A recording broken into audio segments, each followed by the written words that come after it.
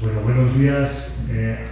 Como ha dicho la compañera Mónica Silva de Estudi, profesor de Derecho Administrativo en la Universidad del País Vasco. Antes de empezar con la ponencia, quería agradecer tanto a las personas como a las instituciones que han hecho posible este congreso internacional y sobre todo por haberme invitado y acordarse de uno. Sobre todo dar las gracias a Mónica, que nos ha tratado muy bien y que me consta que ha realizado un esfuerzo casi sobrehumano según transcurrieran los días para organizar este congreso y para que esto saliera adelante.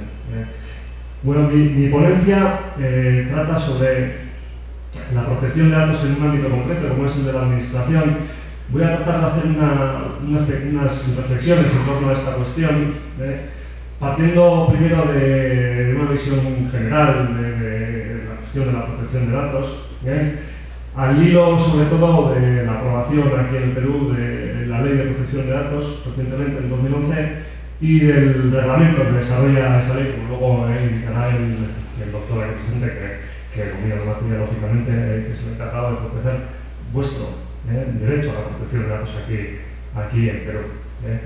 Bueno, empezar comentando algo que seguramente ya sabéis.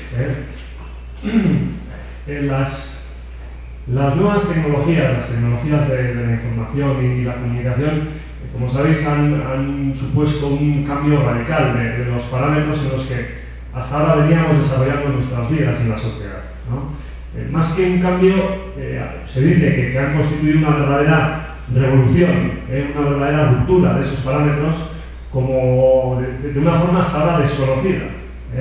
Cuando hablábamos de otras tecnologías, como puede ser la televisión o el teléfono, por ejemplo, o incluso la imprenta. En este sentido se habla de que las dos últimas generaciones ya constituyen el primer eslabón de lo que se ha venido a llamar, quizás de una manera un poco exagerada, el Homo Cyberneticus. El Homo Cyberneticus que viene a ser esa persona que tiene las nuevas tecnologías como una extensión prácticamente de su cuerpo. Yo creo que hoy en día todos observamos a los chavales jóvenes colgados prácticamente todo el día, ahora estoy viendo a unos cuantos, al teléfono móvil, al iPad o a estos cacharros. Y no solo dependencia, digamos, física por el hecho de estar constantemente utilizando estos teléfonos, sino también dependencia derivada de la necesidad que tenemos actualmente de controlar a las personas con las que nos relacionamos a través de esos medios, ¿no? Antes, yo recuerdo cuando era joven, no tenía teléfono y los amigos me llamaban a casa y si no estaba me dejaban el recado. Ahora yo mando un WhatsApp a un amigo y si no me contesta ya he pensado que algo raro le ha pasado. No voy a decir que se ha muerto, pero vamos, prácticamente si no me contesta al instante ya es que algo raro ha pasado, porque nos estamos acostumbrando a tener esa inmediación de la relación a través de las nuevas tecnologías, ¿no? En este sentido, las nuevas tecnologías han supuesto un cambio en prácticamente todas las áreas de la vida. Desde un punto de vista político, digamos, las nuevas tecnologías hacen o deberían hacer posible una nueva forma de practicar la política, mucho más cercana, mucho más activa, porque estas nuevas tecnologías permiten la participación más directa en la gestión de los asuntos públicos.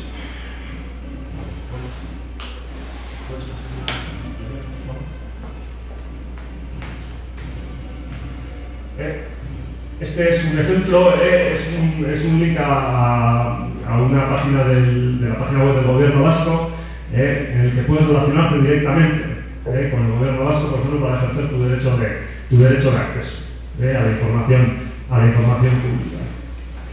¿Qué decir de la esfera social? Estas nuevas tecnologías prácticamente han cambiado nuestra forma de relacionarnos. Se crea un nuevo entorno, digamos, el ciberespacio, y en ese ciberespacio nos relacionamos, hacemos amigos, nos enamoramos incluso, hay gente que asegura haber hecho el amor a través de internet, en fin, varía completamente la forma de relacionarnos. Lógicamente, el que exista ese nuevo entorno, ese tercer entorno del que hablaba Toffler. Desde una perspectiva cultural, ¿qué deciros? Las nuevas tecnologías implican una nueva forma, por ejemplo, de divulgar la cultura. Digo divulgar, no digo piratear la cultura.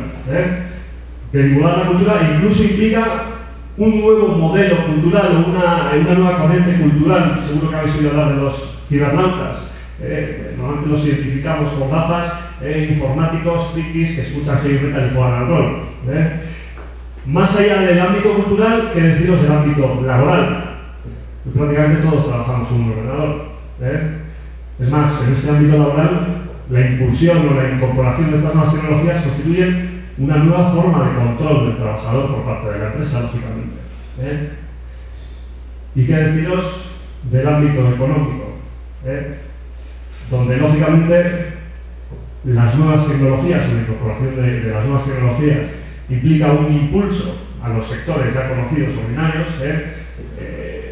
pero además crean un nuevo sector, un cuarto sector, que es el sector de las TIC, que como veis cada vez tiene mayor importancia en términos económicos. El volumen facturado por el sector TIC en 2012 ronda los 2,6 billones de euros. Esto en 2013, según el informe de la OSI. Bien, ¿y por qué? ¿De dónde viene toda esta avalancha de cambios y de transformación social, política, económica, cultural, etcétera, etcétera? Bueno, lógicamente, esa transformación deriva de la transformación de la propia sociedad. Seguro, estoy convencido que habéis oído hablar de la sociedad de la información. Allá en Europa ya es un término más o menos consolidado. La sociedad de la información, que tiene como uno de los elementos fundamentales la información y las tecnologías a través de las cuales se puede manipular esa información. Lógicamente la información siempre ha sido importante, siempre. Siempre se ha dicho que la naturaleza se configura de información, materia y energía. Lo que pasa es que ahora la información va desbancando en relevancia a los otros elementos. ¿Y por qué?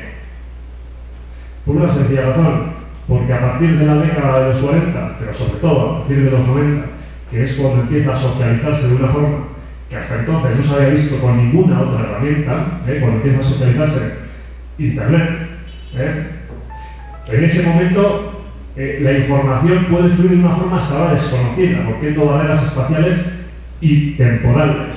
¿Se puede pasar? La cifra de internautas mundiales en 2012 se estima en 2.500 millones. 38,8, casi el 40% de las personas en el mundo tienen Internet en su casa. Y muchas de ellas con banda ancha. Como veis en esta estadística, las cifras varían muchísimo dependiendo del territorio. Si no estoy muy equivocado, según el Instituto de aquí, el Instituto Nacional de Estadística e Informática, en Perú, quizás nos lo pueda decir el compañero, creo que el número, el porcentaje es del 25%, de integración de Internet en los hogares de aquí de Perú. Pero como veis, por ejemplo, en Europa, el 74, casi 75% de las personas o de los hogares cuentan con Internet en su casa. Bien, lógicamente, esta situación lleva a que se cree un entorno donde el flujo de información es constante. La información fluye por las redes en ceros y unos, y ese hecho lleva a que, lógicamente, sea mucho más fácil que derechos como la intimidad o la protección de datos se vean lesionados. Lógicamente, todos relacionamos estas nuevas tecnologías con la potencialidad vulneradora de las nuevas tecnologías de esos derechos de la protección de datos o la intimidad, que poco a poco empiezan a ser derechos ya consolidados en nuestros ordenamientos jurídicos, cada vez más. Bien, ejemplo de que precisamente el uso de estas nuevas tecnologías puede conllevar nuevas fórmulas de vulneración del derecho a la protección de datos, pues se pueden poner diferentes ejemplos.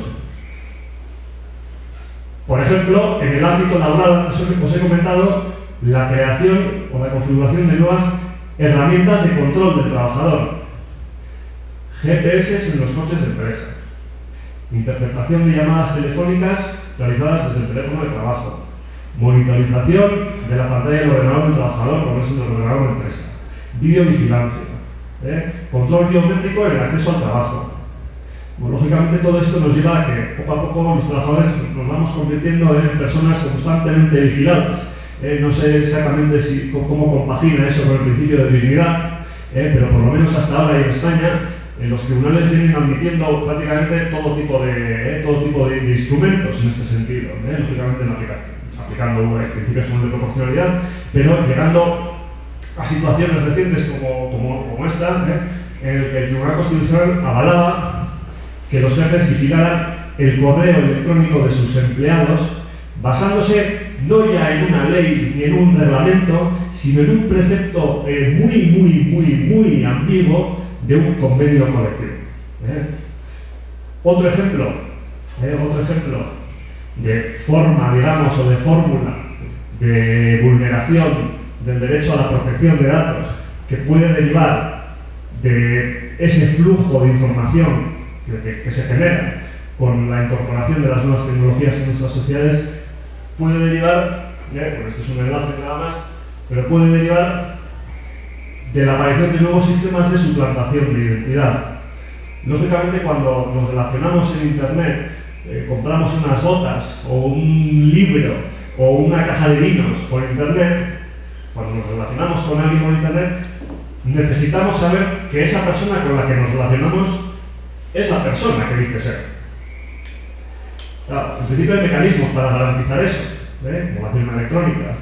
Ahora bien, también hay mecanismos para suplantar la identidad de las personas, y cada vez más. Otro problema actual derivado precisamente del uso de las nuevas tecnologías y de la creación de ese flujo de información deriva en un concepto quizás nuevo, pero que ahora mismo está de gran actualidad, como es el Big Data. Como veis ahí, pasa por favor a la siguiente. El Big Data consiste en términos generales en extraer información valiosa de los datos. Siguiente, por favor. No sé si se ve bien. Esto es lo que pasa en Internet en un minuto, en 60 segundos. 639.800 gigabytes de datos transferidos en el mundo. 204 millones de emails enviados. 83.000 euros en venta, dólares. 1.300 nuevos usuarios móviles. 3.000 fotos subidas. 1.000 cuentas nuevas en LinkedIn. 47.000 descargas de aplicaciones. 6 millones de perfiles vistos en Facebook. 1.300.000 visualizaciones de vídeos. Eso en cada minuto. Eso implica una cantidad ingente de información posible, una cantidad ingente de datos que fluyen constantemente en Internet. Lo apetecible para las empresas, lógicamente, no es el dato, sino la información que deriva de esos datos. De ahí que cada vez más las empresas contraten a personas dedicadas a derivar perfiles concretos que se puedan extraer de esos datos. No es desconocido, supongo, para nosotros que de repente estamos navegando durante 2 días seguidos porque nos vamos a ir de vacaciones a Peñíscola, por ejemplo, en España, ciudad de veraneo, digamos, y al tercer día esté navegando en el boletín oficial y me aparezcan banners, links, etcétera, relacionados con hoteles en Peñíscola. Y esto, ¿y cómo sabe que yo quiero ir a Peñíscola? Bueno, pues aquí está la fórmula. Con lo cual, nos encontramos en un entorno, en esa sociedad de la información, en la que lógicamente es muy fácil, entre comillas, pero relativamente fácil, hacerse con información, acceder a la información y convertir los datos en información valiosa. De hecho, lógicamente, hoy en día prácticamente todos los agentes que componemos la sociedad dedicamos parte de nuestro tiempo a hacernos con información ajena. En gran parte, y muchos agentes basándose en aquella frase conocida del siglo XVI de información es poder, porque tener información te sitúa en una posición de privilegio frente a los que no tienen información. Por eso cada vez se dedica más dinero a obtener información. De hecho, es curioso cómo nosotros mismos seguramente nos dedicamos tiempo, por lo menos, 9 veces más o menos, a ver en televisión programas dedicados a escrutar la vida ajena. Nos gusta conocer qué les pasa a los demás también. Bien, pues en este entorno, en esta sociedad de la información, se incorpora, o a este entorno, se incorpora también la administración. Estoy convencido que habéis oído hablar de la información de la administración electrónica, de la e-administration. Bien, lógicamente, en la medida en que la sociedad cambia, evoluciona, los estados también cambian y se van convirtiendo en organizaciones cada vez más complejas. Y la administración, como personificación de uno de los poderes, por lo menos del Estado, también se va convirtiendo en una organización cada vez más compleja. La asunción, se puede decir, de un modelo de Estado, ahora posiblemente cuestionado, como es el modelo de Estado social, eso de social se puede poner todas las comillas que queráis, implica que el Estado, lógicamente, cada vez se hace cargo de más tareas, tiene más obligaciones que llevar a cabo frente al ciudadano, porque el ciudadano cada vez exige más, que se presten más servicios, por ejemplo. Pues bien, y a pesar de que ahora posiblemente estemos viendo una etapa de involución, y cada vez la administración se va despreciando cada vez de más funciones, lo cierto es que, históricamente, si la administración se ha hecho cada vez con más funciones, con más tareas, detrás de cada tarea, de cada función, de cada problema a resolver por la administración, ¿qué hay? Información. Información que tiene que manipular la administración. En este sentido, parece inevitable que la administración incorpore a sus sistemas de información las nuevas tecnologías, creando así sistemas de información informatizados. Lógicamente, el incorporar esos sistemas de información, a las nuevas tecnologías, suponen grandes ventajas. Desde el punto de vista interno, es mucho más eficiente manejar información empleando las nuevas tecnologías que empleando los papeles. No sé, pensad por ejemplo en el ámbito sanitario, la diferencia que puede haber entre la historia clínica electrónica y esos tochos de historia clínica que vemos en las series ahora tan de moda de médicos en televisión, Anatomía de Grey, les vemos ahí con unos historiales clínicos de no sé cuántos folios.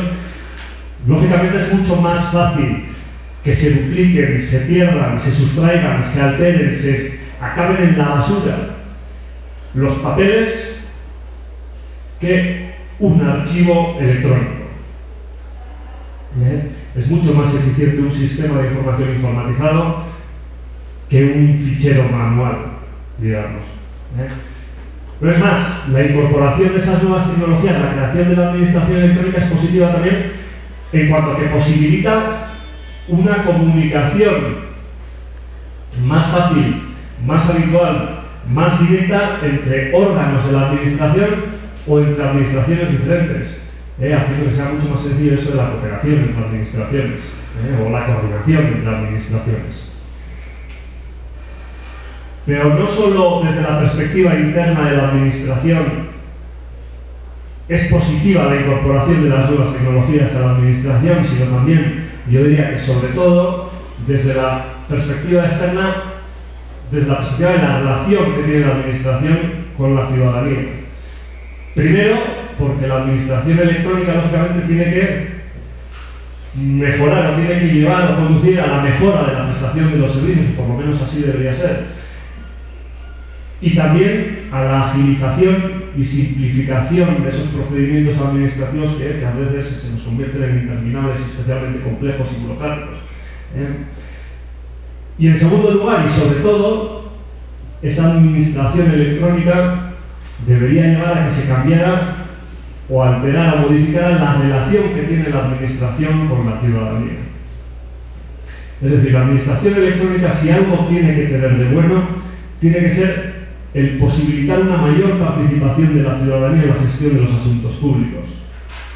El situar a la ciudadanía, al ciudadano, a la ciudadana en el centro de esa gestión pública. Es decir, la administración electrónica, esto es una frase bonita, que luego hay que llevar a la práctica, lógicamente, la administración electrónica no tiene que suponer hacer lo mismo de forma diferente, sino que tiene que conllevar un cambio mucho más radical de valores, mucho más profundo, que lleve a situar al ciudadano al centro de la gestión pública, lo que a la vez llevará a una mayor legitimación social de la propia administración. Se habla mucho de la transparencia, del acceso a la información pública, de si la lucha contra la corrupción, etcétera, etcétera. Bien, lógicamente el grado de eficacia de una organización depende del grado de adaptación, de adaptabilidad que tiene esa organización a las nuevas circunstancias. En ese sentido, la administración ya se está adaptando. Por lo menos en España el grado de madurez de la administración electrónica es muy alto, como podéis ver, por ejemplo, en esa estadística. En 2012 la madurez de los servicios en el ámbito de la Administración General del Estado es alta y cuenta con un 92% de procedimientos y servicios disponibles a través de Internet. 92%. Prácticamente todos los servicios, todos los procedimientos pueden tramitarse electrónicamente con él después de la aprobación de la Ley de Administración Electrónica. Otra cosa es el uso que se da a esta administración electrónica, que todavía es muy limitado por parte de la ciudadanía, pero llegará el momento en que esa administración electrónica sea real y que prácticamente nuestra relación con la administración se lleve a cabo constantemente a través de medios electrónicos y dejemos de acudir a las oficinas, etcétera, etcétera. Eso que tanto molesta muchas veces, porque tenemos cosas que hacer en nuestra vida también, además de acudir a ventanillas y dar vueltas, subiendo y bajando escaleras.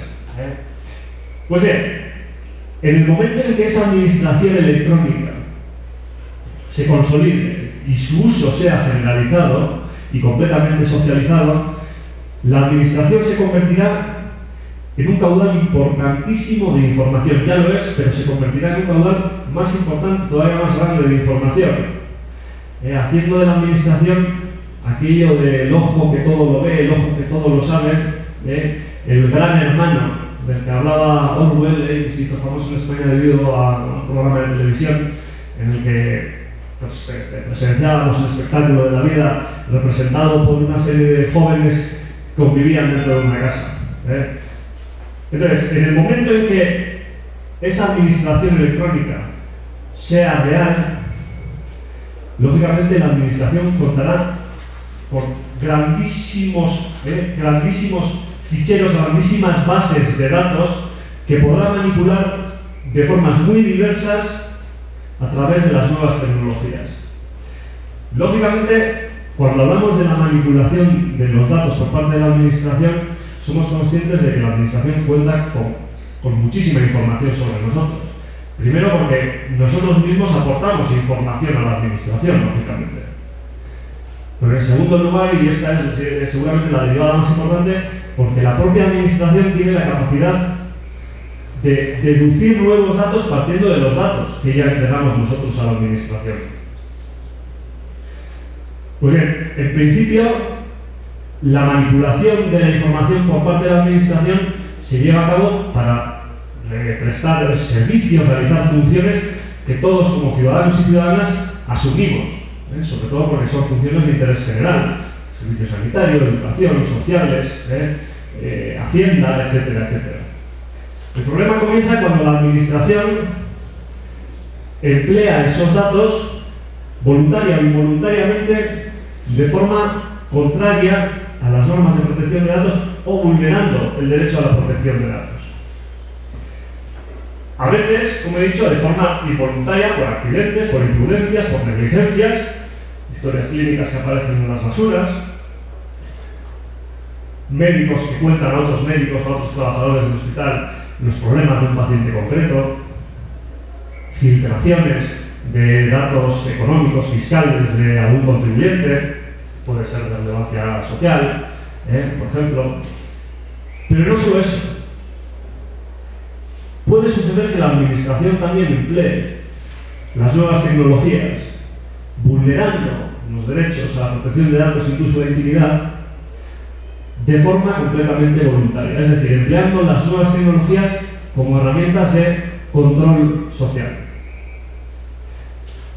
Yo no sé si esto suena a ciencia ficción aquí o no, a extraterrestres o a películas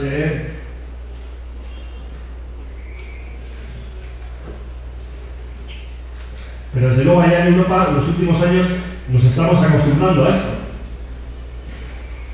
Estados que en principio habían surgido y se habían autoproclamado como demócratas y respetuosos de los derechos fundamentales, que de alguna forma criticaban a otros estados, a otros modelos, a otros sistemas, podría ser China, por ejemplo, como paradigma, por emplear métodos de control social, pues resulta que esos mismos estados que iban a proteger nuestros derechos se convierten en actores fundamentales de control social.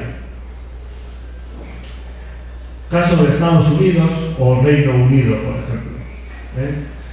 No sé si aquí, o hasta qué punto llegó aquí la noticia de la utilización por parte de diferentes estados, como los citados, de sistemas de interceptación de comunicaciones.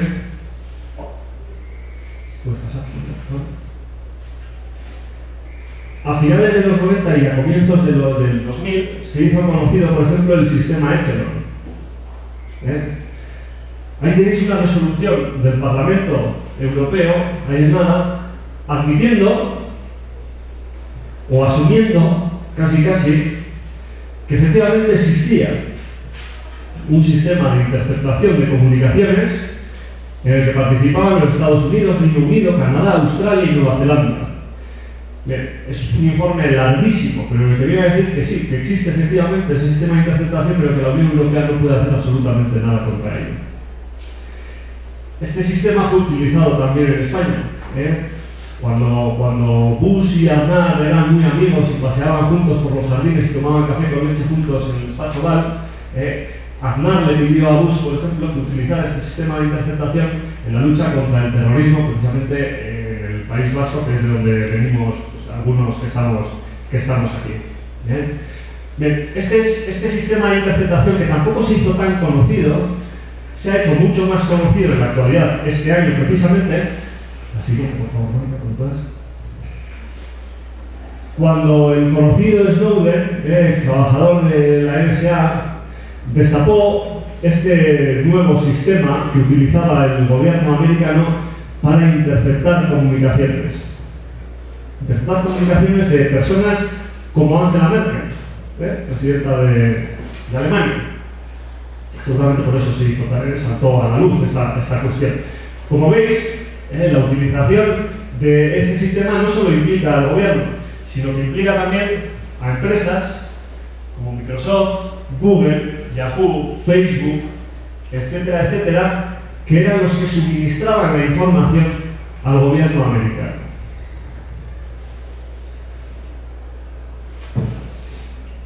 Bien, no quiero generar aquí ningún miedo ni nada de esto. Aquí vamos a pensar que estamos constantemente vigilados. No creo que sea esa la cuestión, ¿no?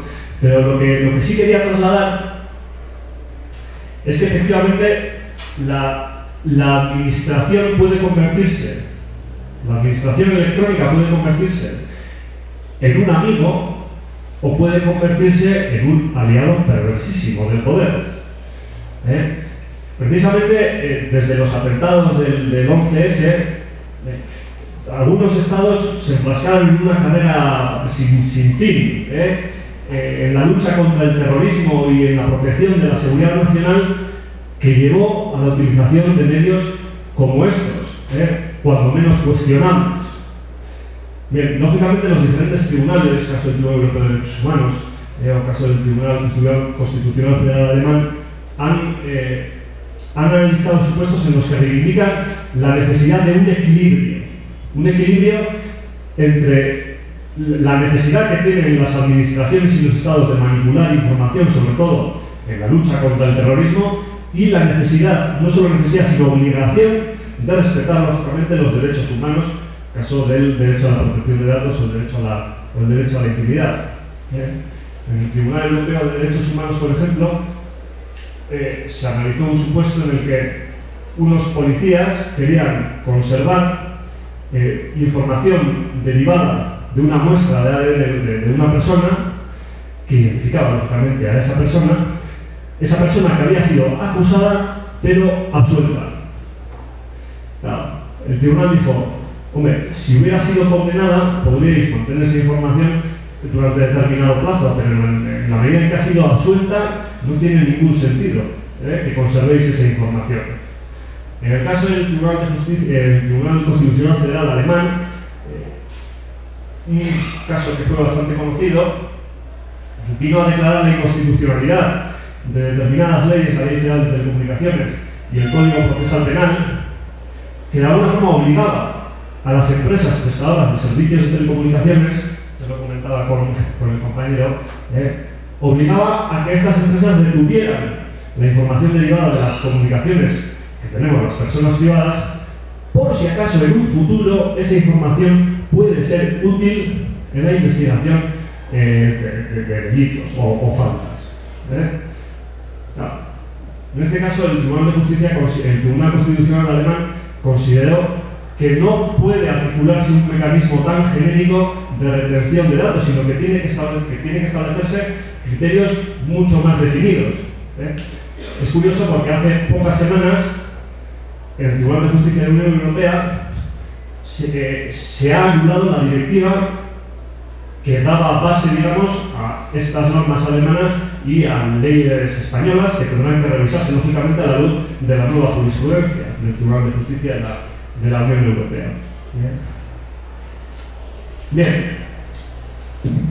Siguiendo el hilo de lo dicho, comentaba que efectivamente la administración electrónica puede convertirse en un instrumento positivo o puede llevarnos a una situación un poco esquizofrénica o paranoide, eso que se llama el síndrome del pez rojo, de que vivimos en una vitrina de cristal y que somos completamente permeables a la administración, que nos ven, nos observan y saben todo sobre nosotros. ¿Y de qué depende que se adopte una vía o se adopte la vía contraria?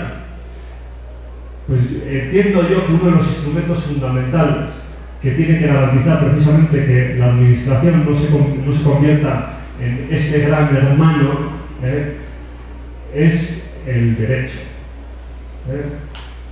Lógicamente, en la medida en que la sociedad evoluciona y en la medida en que el derecho no es más que la expresión jurídica de esa sociedad, el derecho tiene que variar también.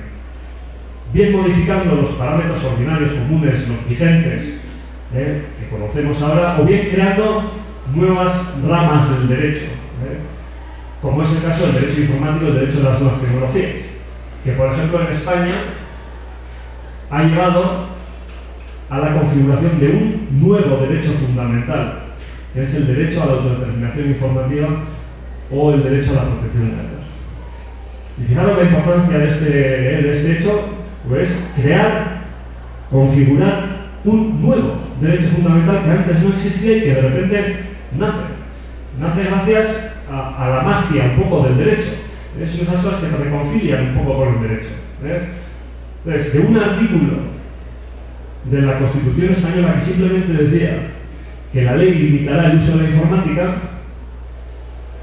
se interpreta que nace o que se recoge un nuevo derecho fundamental. Ahí es nada.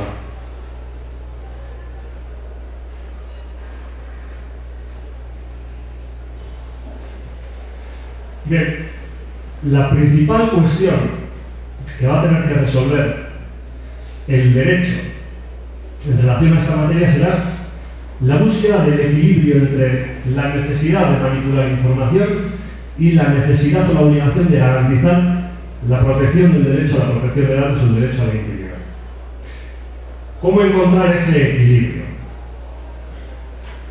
Bien, ante esta cuestión pueden adoptarse diferentes posiciones. Y pueden adoptarse diferentes posiciones de partida teniendo en cuenta que antes de nada nos vamos a tener que plantear como sociedad, y hablo un poco en términos filosóficos quizás, ¿qué posición vamos a adoptar frente a las nuevas tecnologías? Puede resultaros quizás un discurso un poco abstracto, pero la verdad que en una conversación que tenía con un abogado que se dedica a estas cuestiones y con el director de la Agencia Vasca de Protección de Datos, hablábamos, casi concluíamos, digamos, que nos hemos visto enfrascados en una marea de aprobación de normas dedicadas a regular esto de las nuevas tecnologías, sin haber realizado quizás un debate profundo sobre, como sociedad, qué pedimos, qué exigimos, qué reclamamos a las nuevas tecnologías. Porque ante las nuevas tecnologías pueden adoptarse posiciones diferentes como sociedad. Podemos considerar que las nuevas tecnologías son una amenaza y limitar su aplicación. Podemos considerar que las nuevas tecnologías son súper positivas y que constituyen un entorno que no hay que regular porque se autorregula. Hay personas que deciden esto, filósofos que deciden esto, bien cercanos a nosotros, por ejemplo, en Navarra. O puede adoptarse una posición intermedia. Frente a la protección de datos puede suceder lo mismo. Puede considerarse que la protección de datos, seguramente aquí el compañero habrá sufrido este tipo de expresiones, hay quien considera que la protección de datos es un obstáculo para el avance y para el desarrollo. Y cuando digo hay quien considera, no estoy hablando de personas, digamos, simples como yo, que no somos prácticamente nadie fuera de la universidad, sino, Gallardón, Ruiz Gallardón, no sé si le conocéis, ministro actual en el gobierno español, declaró que la protección de datos no debe ser obstáculo para la competitividad. O la OCDE señalaba que los países miembros se